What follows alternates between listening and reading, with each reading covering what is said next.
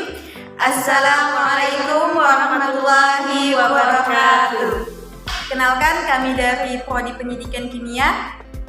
Saya Herniawati, saya Jazani, saya Aspita. Kami dari kelompok 4. Di sini kami akan mempresentasikan tugas evaluasi pembelajaran yang diampu oleh Ibu Dedeh Kurniasih, SPD MSI. Baiklah, langsung saja simak penjelasan dari kami.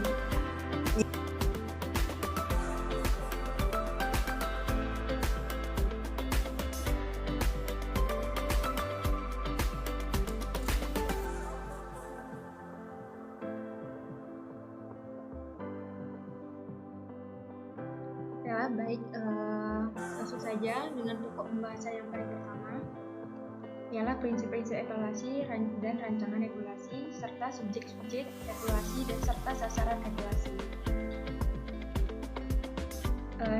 Subjek evaluasi dan sasaran evaluasi adalah orang yang melakukan pengevaluasian untuk mengetahui subjek evaluasi dapat ditentukan oleh suatu peraturan, yaitu pembagian tugas yang sudah ditentukan. Selanjutnya dengan sasaran evaluasi pembelajaran. Sasaran evaluasi pembelajaran adalah prestasi belajar siswa. Sasaran yang dimaksud seperti sikap peserta didik dalam melakukan pembelajaran. Selanjutnya,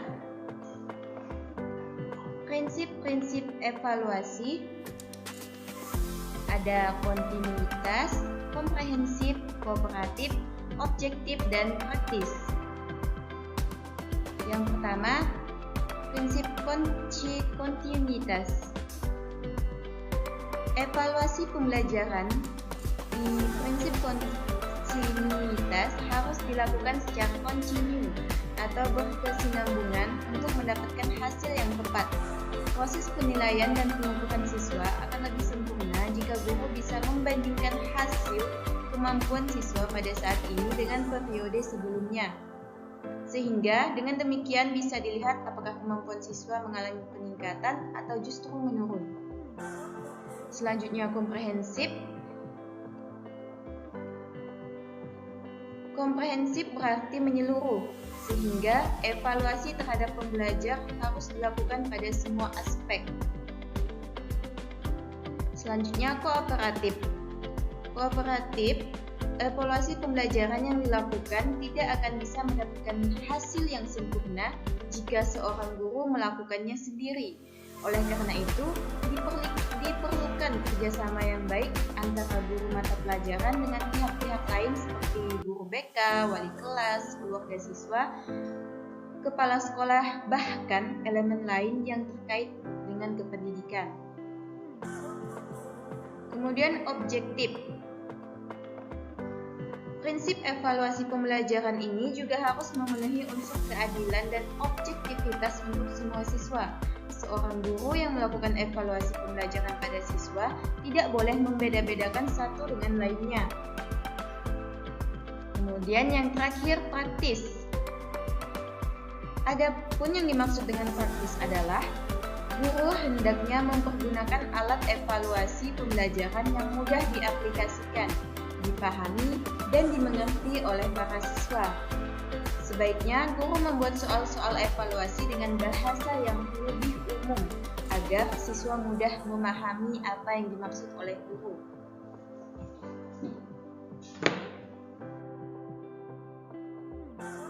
Selanjutnya,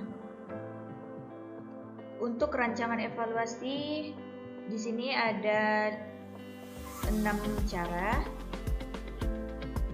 Yang berarti rancangan evaluasi di sini pembelajaran adalah pengujian terhadap rencana dengan tujuan untuk mengetahui solusi yang telah diterapkan.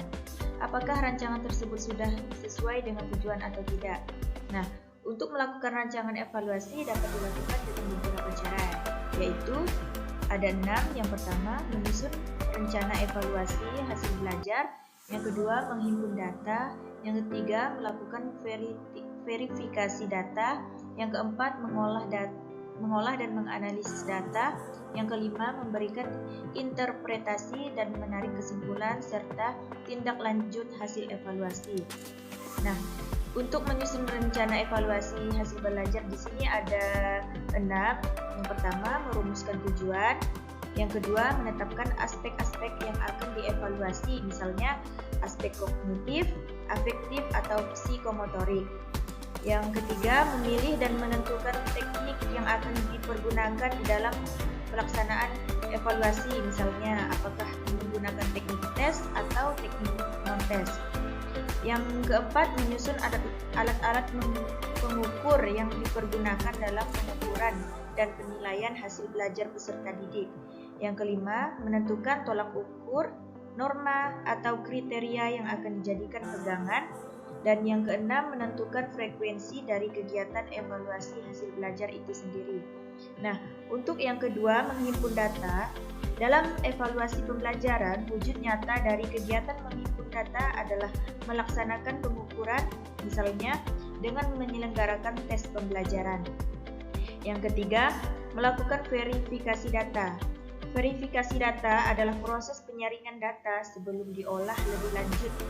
Verifikasi bertujuan untuk memisahkan data yang dapat menjelaskan gambaran yang akan diperoleh mengenai peserta didik yang sedang dievaluasi. Yang keempat, mengolah dan menganalisis data. Untuk mengolah dan menganalisis data bertujuan memberikan makna terhadap data yang telah dihimpun dalam kegiatan evaluasi. Yang kelima, memberikan interpretasi dan menarik kesimpulan. Interpretasi merupakan verbalisasi makna yang terkandung dalam data yang telah mengalami pengolahan dan penganalisisan. Yang terakhir, tindak lanjut hasil evaluasi.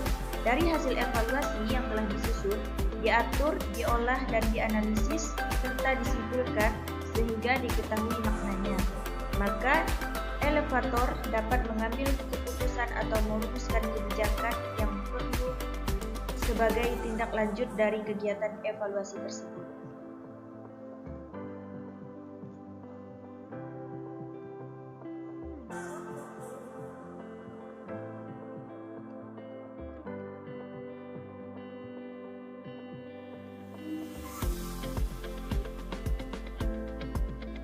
Oke, baik.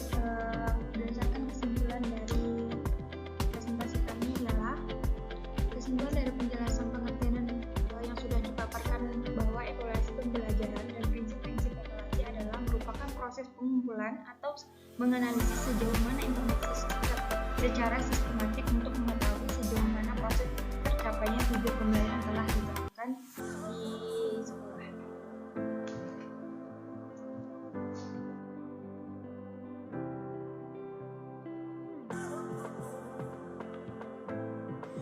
Cukup sekian materi yang dapat kami sampaikan, karena setiap yang dimulai harus diakhiri. Jika diakhiri tanpa dimulai, itu bukan presentasi tapi masalah hati. Kami akhiri. Wassalamualaikum warahmatullahi wabarakatuh.